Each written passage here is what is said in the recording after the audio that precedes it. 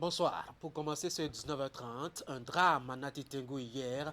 Un camion qui a mal négocié son passage au niveau d'un modeste pont du 2e arrondissement de la ville a fait un mort et plusieurs dégâts matériels. Le conducteur du camion a préféré sauver sa peau en faisant confiance à ses jambes pour éviter la vindicte populaire. Et puis, moins triste et peut-être même plus apaisant maintenant, les petits-enfants sont retournés dans les salles de classe des écoles primaires sur l'ensemble du territoire national béninois comme prévu et annoncé. Nous vous rendrons compte des conditions relativement rassurantes dans lesquelles ils ont pu avoir leur premier jour, leur premier cours post-Covid. On vous touchera par ailleurs deux mots au sujet de l'examen du baccalauréat, avec les résultats attendus pour après-demain, mercredi donc. Toute autre information en dehors de ce calendrier n'est que fake news, nous dira le directeur de l'office du baccalauréat. Dans ce journal, d'une pierre, Marcelin Tonon en a fait deux pour sa sortie politique.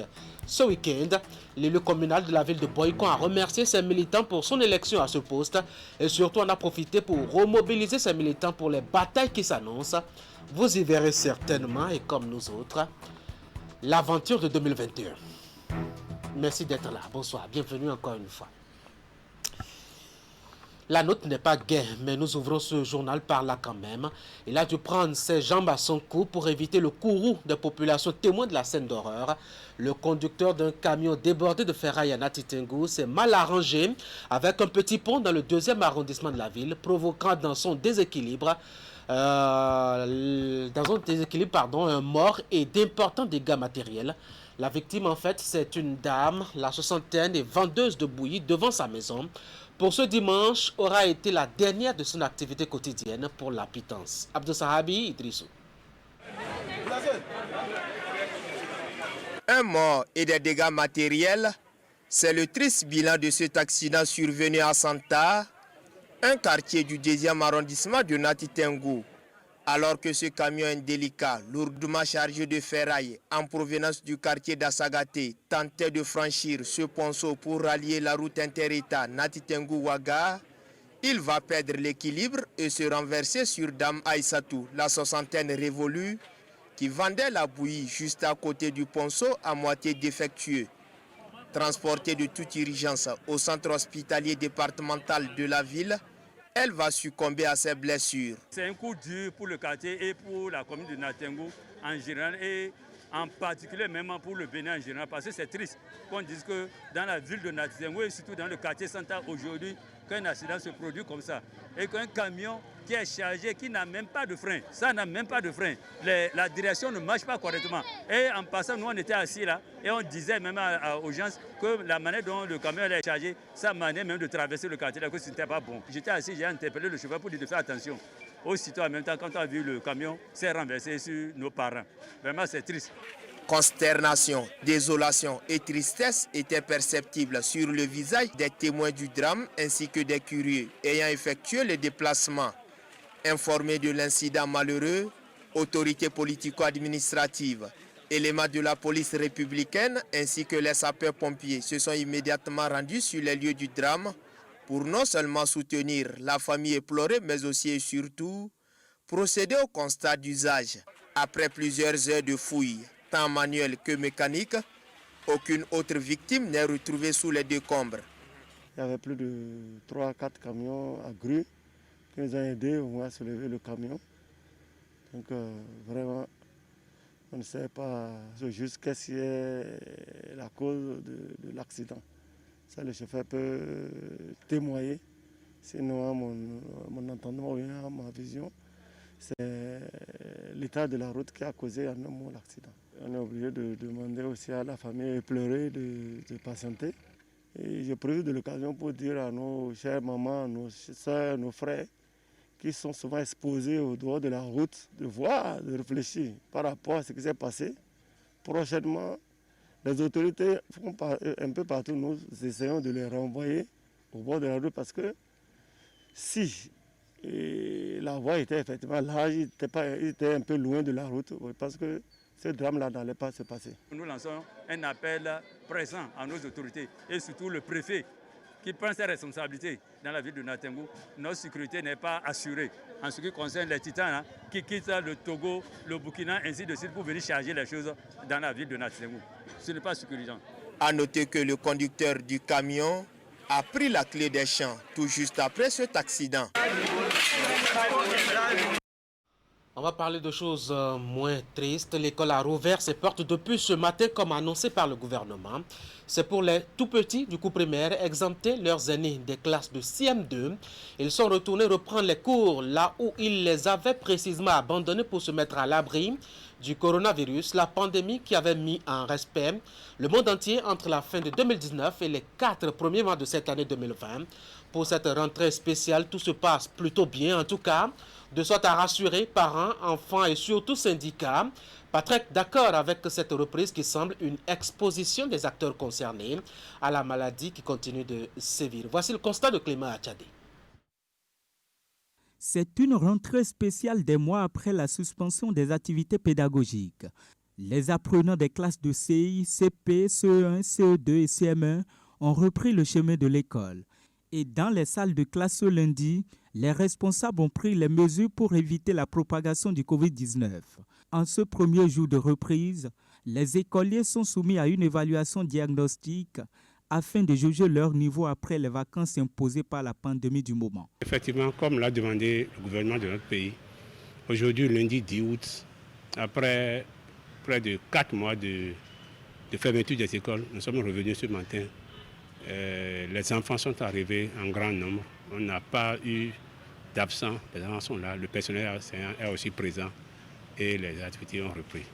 Très tôt ce matin, nous sommes là. Nous avons accueilli les enfants. On les a installés. Puisque déjà le week-end, il y avait déjà eu le nettoyage des abords. On a fait maintenant ce matin. Comme vous le savez, il y a eu des directives.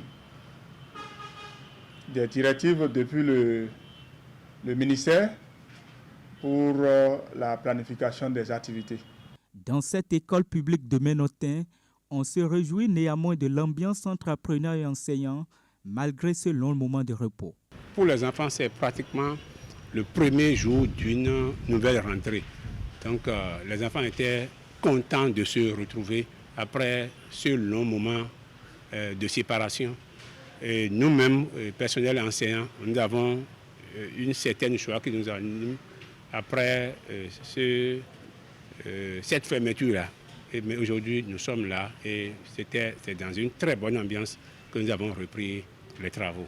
Le gouvernement a dit, nous avons 5 semaines à passer ensemble. Nous leur demandons de revenir, de regagner les rangs pour que les 5 semaines, nous puissions les mettre à profit pour combler, pour terminer l'année scolaire, histoire d'ouvrir la rentrée prochaine dans de meilleures conditions. Si vous allez maintenant dans les classes, c'est l'évaluation diagnostique qui est en œuvre parce qu'ils ont passé assez de temps à la maison.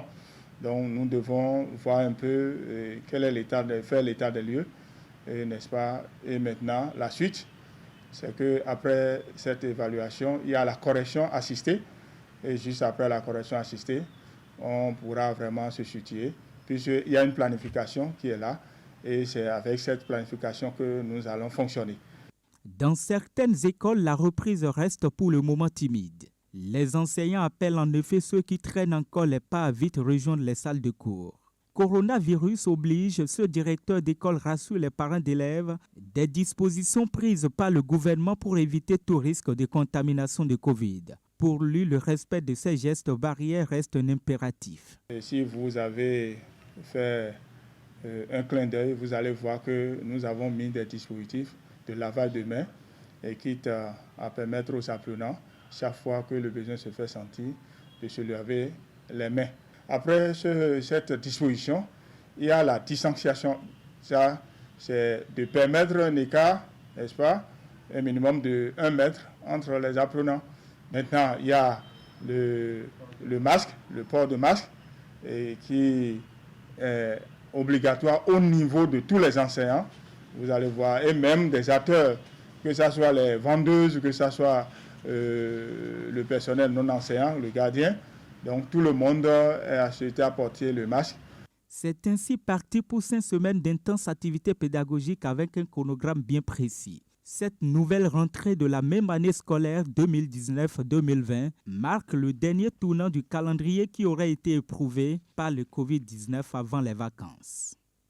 Ça, c'est pour les tout-petits. Maintenant, à vous, parents de candidats ou candidats au bac attendant les résultats, la direction de l'office chargée de l'organisation de cet examen vous exhorte à un peu plus de patience, mais surtout et surtout à une vigilance pour ce qui concerne les résultats. Jusque-là, aucun chiffre officiel ni tendance, encore moins des taux n'est connu et publié par la structure compétente. Vous ne devez donc pas vous emballer avant mercredi prochain, où il est attendu, suivant le chronogramme de l'office, la publication en ligne des résultats de cet examen. Pour plus d'explications, suivez ici le professeur Alphonse Da Silva, c'est le directeur de l'office du bac. Il est au micro d'Idriss Boukari. La délibération est prévue donc pour le mercredi 12 août 2020. 333 jurys devront siéger. Ils seront présidés par des professeurs d'université, des inspecteurs et des professeurs émérites de l'enseignement secondaire. Donc, toute la famille de l'éducation et de l'enseignement est là. Ces jurys auront pour tâche de contrôler si les copies des candidats ont été bien corrigées, les sommes des notes et des points est bien faite, si les notes ont été bien enregistrées dans le système informatique. C'est après cela que les taux d'admissibilité seront connus et rendus publics. Donc, tout ce qui circule actuellement, hier j'ai été appelé par plusieurs collègues qu'on a déjà donné une certaine tendance. Bon, je pense que ça fait partie de la guerre des chiffres, mais les bons chiffres sont donnés par l'office du baccalauréat. Et ces chiffres seront donnés à l'issue de la séance de délibération. Et à la délibération, ce sont les présidents du jury qui sont maîtres. Chacun est maître de son jury. Et les résultats seront donnés, mais cette fois, compte tenu de la pandémie du Covid-19 et pour éviter les attroupements dans les centres, les résultats seront exclusivement donnés sur la plateforme e-résultats. Donc cette année, de manière exceptionnelle, pas de proclamation dans les centres comme le prévoient les textes, parce que le Covid est un impératif et il faut faire tout pour conjurer cette pandémie.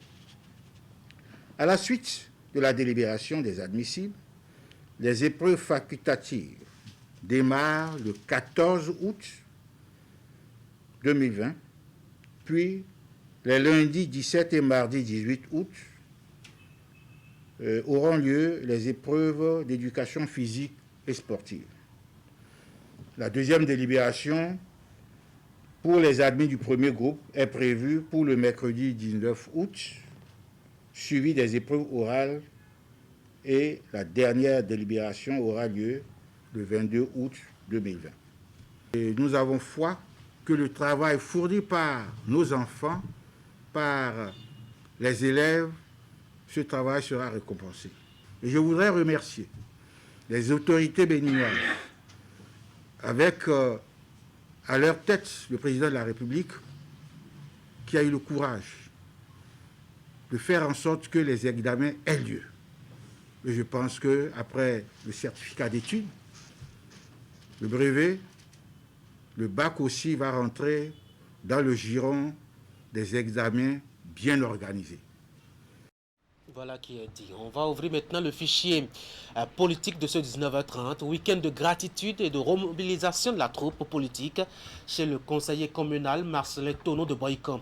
Le leader de l'Union progressiste a réuni à son domicile les femmes du marché central et il leur a dit toute sa gratitude et sa reconnaissance pour leur combat qui s'est soldé par son élection au conseil communal avant de les prévenir que les luttes politiques qui s'annoncent seront un peu plus rudes, des échanges flattés par les réalisations du gouvernement du nouveau départ ces 4 dernières années au profit de la ville Carrefour. Imet Hélène Amsou.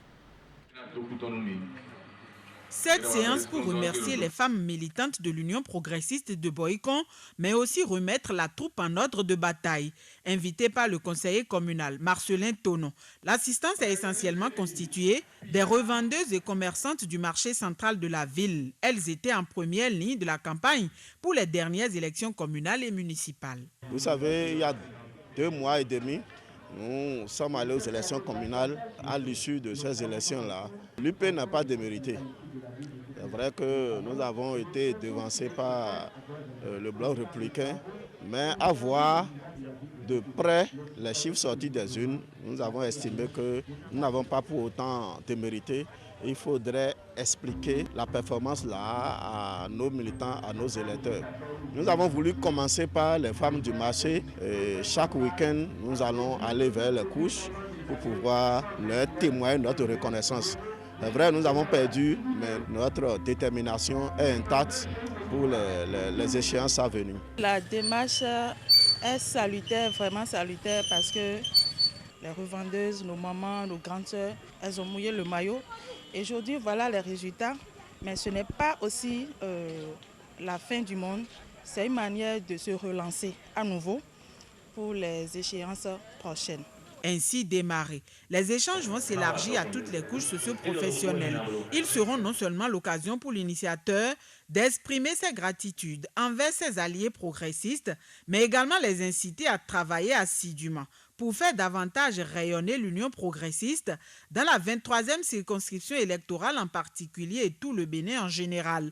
Pour Marcelin Tonon, la formation politique reste le regroupement le plus soucieux de l'amélioration des conditions de toutes les classes sociales. Et à ce titre, ces leaders entendent farouchement militer, mais aussi accompagner le chef de l'État dans la concrétisation de ses ambitions pour le développement du Bénin. Elles ont beaucoup travaillé avec nous et il faut au moins les remercier et les relancer que Boïcon soit la chasse gardée de UP. Nous avons reconnu nos fautes. Les erreurs commises dans le temps ont été relevées, soulignées. Les bonnes dames, elles sont prêtes à continuer à être vraiment dignes partisans de UP et que nous puissions aller au-delà des attentes. Meublée par diverses communications, la rencontre a aussi débouché sur une projection résumant les différentes réalisations du gouvernement du nouveau départ. Un accent particulier a été mis sur l'exécution du projet asphaltage dans la ville Carrefour. Pendant que certains soldent les comptes du passé, d'autres sont déjà tournés vers l'avenir. Et l'avenir politique à l'heure actuelle au Bénin, c'est la présidentielle de l'année prochaine chez les jeunes de la majorité présidentielle de Tofo. Il n'y a plus à chercher loin. Celui qui doit porter leur étendard pour cette bataille, c'est bien Patrice Talon, dont ils implorent la candidature. Il faut bien qu'ils poursuivent l'œuvre entamée depuis plus de 4 ans maintenant à la tête du Bénin. Ils l'ont fait savoir à travers une déclaration présentée à la presse. Narcisse Alossé en était témoin. L'aube nouvelle est reprise en cœur ici par les membres de la Ligue des jeunes de la majorité présidentielle de la commune de Tofo pour un appel solennel. Excellence, Monsieur le Président de la République, vos fils et filles de la commune de Tofo vous appellent à poursuivre la construction de l'édifice commun que vous avez si bien commencé depuis quelques années. Un appel de devoir à Patrice Talon que ces jeunes justifient par les traces laissées par le chantre du nouveau départ après quelques années passées à la tête du pays. Lorsque nous avions été témoins du passé et sommes acteurs du présent, nous pouvons constater aisément, par comparaison, que tous les secteurs de notre pays font l'objet de réformes avec des impacts visibles au quotidien. Du volet social, avec l'assistance au secteur économique éprouvé par la pandémie de la Covid-19 et le projet ARCHE, aux efforts déployés par les gouvernants pour l'autonomie énergétique du pays, sans oublier l'asphaltage des grandes villes, la Ligue des jeunes de la majorité présidentielle de Tofo a fait égrener un chapelet de réalisations qui fouette l'orgueil de plus d'un. Au Bénin, du nord au sud et de l'est à l'ouest, l'écho de la satisfaction de la population et le sentiment d'avoir Patrice Talon au gouvernail de l'État retentit avec force et ne cesse de s'amplifier jour après jour face aux résultats qui se font de plus en plus remarquable dans tous les domaines. L'écho vient de retentir à Tofo aussi, et juste après leur rassemblement, ces jeunes sont allés remettre leur déclaration à l'un de leurs aînés, Marcelin Akhonoukoun, député élu de la 8e législature. Pour nous, il s'agissait de venir faire une commission de façon officielle au chef de l'État. Et notre porte-parole au niveau régional ici, eh bien, c'est l'honorable Akhonoukoun Marcelin. C'est grâce à lui, grâce à sa proximité avec le chef de l'État, que d'ailleurs notre commune a pu obtenir un certain nombre de choses. Je m'en charge simplement d'être leur porte-parole auprès du président Patrice Talon et lui remettre en demain sur leur message. Et je sais que la jeunesse de Tofo, les jeunes, les femmes, les têtes couronnées, personne ne sera déçu. Il fera notre bonheur. Un bonheur attendu par ces jeunes gens et jeunes filles de Tofo qui disent vouer une énorme admiration à Patrice Talon. Mais leur profonde aspiration aujourd'hui, c'est de voir l'homme du nouveau départ accepter de poursuivre son bail au palais de la Marina. Un autre élément, dans ce 19h30, un tout nouveau club Lignon a vu le jour ce week-end. Retenez bien le nom, l'Alliance Club Cotonou Les Bâtisseurs. Il est composé de 26 membres, veut militer pour le bien-être des populations vulnérables et rêve surtout, et même déjà, d'impacter de manière positive à l'image de son club parrain, le Lions Club Cotonou Les Cocotiers New Century. La cérémonie d'intronisation a eu lieu ce week-end à Cotonou. Teddy Goudala. Prestation de serment, port de pins, réception de la charte, le maillet et la cloche. Ce sont là les moments forts de la cérémonie d'intronisation des nouveaux membres fondateurs du Lions Club Cotonou Les Bâtisseurs. Ils font désormais partie du cercle de l'organisation internationale qui œuvre pour l'épanouissement des couches vulnérables dans le monde.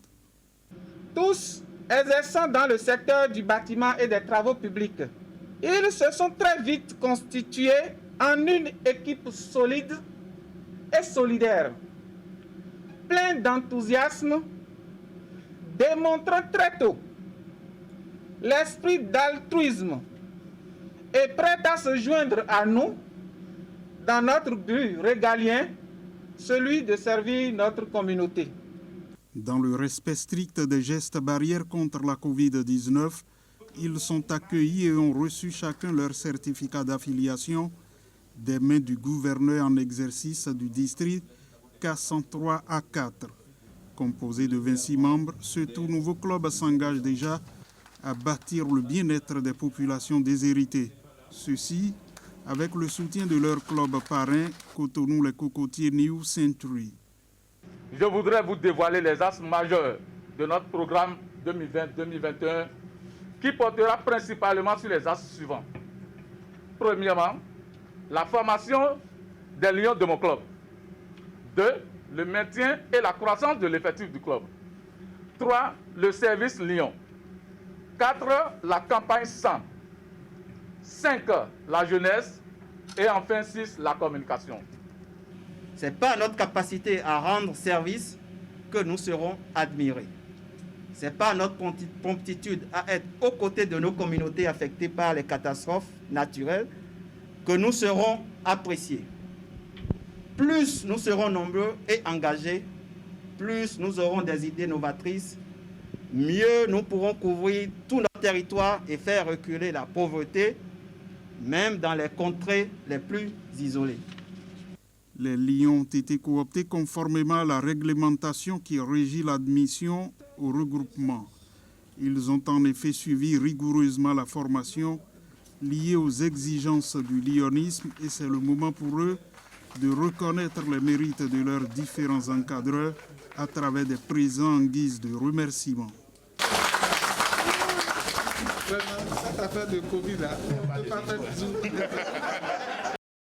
c'est bien dommage, justement avec cette pandémie de coronavirus. Un nouveau marché, c'est le dernier élément, un nouveau marché tourne déjà des affaires au niveau de l'échangeur de Godomaine dans la commune d'Abomey-Calavi. C'est un marché à plein temps, de jour comme de nuit, où à la criée, les vendeurs de friperies, d'appareils électroménagers, d'ustensiles de cuisine et bien d'autres vous proposent leurs articles. C'est un marché qui croît de jour en jour et qui intéresse beaucoup d'usagers de la circulation. On va retrouver Teddy Goudalo, mais cette fois-ci avec Ali Moumouni. Alignés l'un après l'autre dans une discipline bien définie, ces revendeurs sont pour la plupart à la recherche du gain quotidien. Dans ce marché qui côtoie cette piste cyclable de l'échangeur de Godomè, dans la commune d'Abomey-Calavi, on y trouve tout. Sinon, presque tout ce qu'il faut pour s'habiller. Des chaussures, des chemises, des pantalons jeans et bien d'autres articles.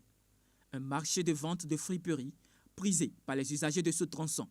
Je suis venu acheter quelques pantalons avec un peu de dessous.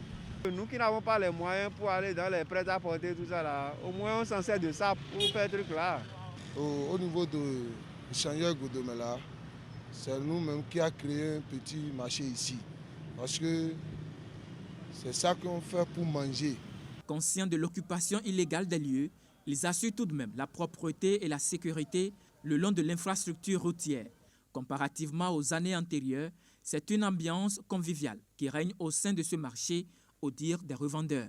Avant, il y a les gens désordonnés parmi nous ici. C'est ça que moi j'ai dit, ça ne peut pas passer. Parce qu'on ne connaît la personne qui est en train de passer là, on ne la connaît pas. Peut-être il y a le femme de ministre dedans, il y a le femme de député, on ne sait pas. La personne qui est en train de marcher à pied pour partir là, tu ne sais pas comment la personne est. Et tu vas commencer par crier pour l'inciter. C'est ça que nous, on a fait un réunion ici, on a supprimé ça là. C'est ici, on trouve là, il faut manger. Tu comprends, non? Et si on commence à faire les choses qui ne sont pas bonnes, à bord de les voir là, est-ce que le client va encore venir ici pour payer? La pandémie du coronavirus qui sévit dans tous les secteurs empiète également sur la bonne marche des activités par ici. On note entre autres la méfiance de la clientèle. Très peu se hasardent à s'approcher et à essayer les vêtements. Le coronavirus là, ils ont dit que les gens ne peuvent pas porter friperie, il y a virus dedans, donc c'est ça qui nous a cassé un peu. En fait, certains clients viennent parler qu'il y a corona, que tu ne veux pas acheter friperie. Mais pourtant, on est dedans comme ça. Moi, je suis là, matin, là, j'ai trouvé un peu. Il n'y a pas la personne qui est venue aussi aujourd'hui pour vendre, qui l'a dit, il n'est pas encore trouvé, jamais. Les soupçons d'insécurité ne semblent visiblement pas décourager les habitués des lieux. Ceux-ci, d'ailleurs, se disent prêts à extirper de leur rang les personnes de mauvaise foi, en collaboration avec la police républicaine et les autorités locales de l'arrondissement de Godomè. Voilà, mesdames et messieurs, nous avons constaté dans ce journal une reprise des cours sans anicroche avec les écoliers du primaire qui ont dû retourner dans les salles de classe depuis ce matin pour achever l'année scolaire, très perturbée par le coronavirus, comme vous le savez. Le mal n'est pas parti, bien au contraire, et désormais, ces apprenants ont compris qu'il faut se munir de masques et surtout ne pas trop s'approcher les uns des autres. Vous avez bien pu voir les images, les résultats du bac, c'est bel et bien pour le mercredi prochain, en tout cas pour les premiers chiffres, c'est-à-dire après-demain. Toute autre information n'est que pure manipulation selon le directeur de l'office du bac que nous avons suivi dans ce 19h30, nous rassurer du bon déroulement du calendrier des activités retenues. Dans ce sens-là, il y a désormais une vie et des affaires sous l'échangeur de Godomè. Un mini-marché s'anime à tout moment de la journée. Nous y avons fait un tour grâce à la caméra et au micro de Teddy Goudalo et d'Ali Moumouni. Voilà, c'est donc tout pour ce 19h30. Merci d'avoir été là. Bonsoir.